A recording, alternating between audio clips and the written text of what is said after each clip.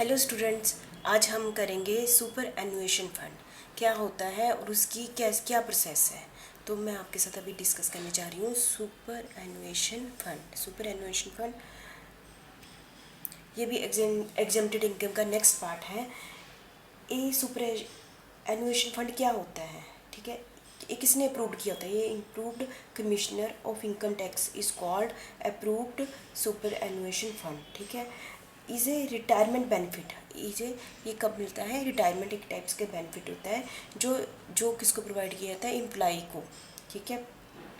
और कौन देता है? एम्प्लॉयर देता है। The purpose of this fund is to provide regular income income to the employee on their retirement, ताकि उसको रेगुलर इनकम मिलती रहे on the retirement. It is an organisational pension programme created by employer company for the benefit of its employ.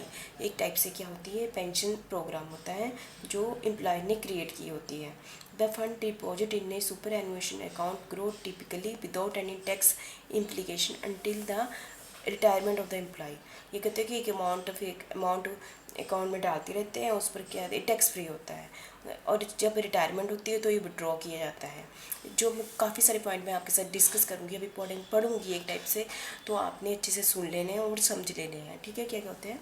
Employer has a link with, जैसे employer है तो उसके बहुत सारी इंस्टीट्यूट के साथ, एजेंसियों के साथ लिंक होता है। जैसे LIC है, they are running superannuation fund schemes चलाई होती है, उसमें एम्प्लॉयर क्या करता है? कंट्रीब्यूशन करता रहता है। किसमें? सुपर एनुएशन फंड में करता रहता है। जो स्कीम्स किसने चलाई होती है? जैसे LIC ने चलाई हुई है, आप ऐसा समझ लीजिए।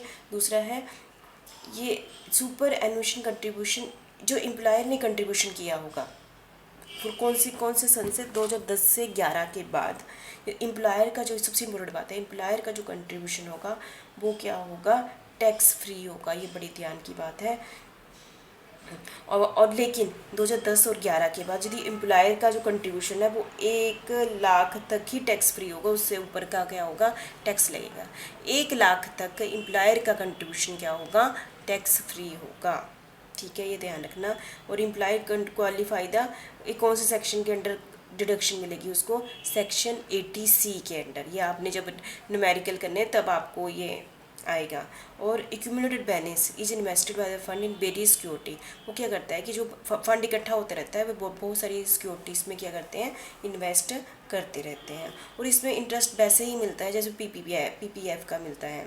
और रिटायरमेंट की एज में यदि वो बैलेंस अमाउंट होता है वो क्या होता है? टैक्स फ्री बेनिफिट होता है, ठीक है।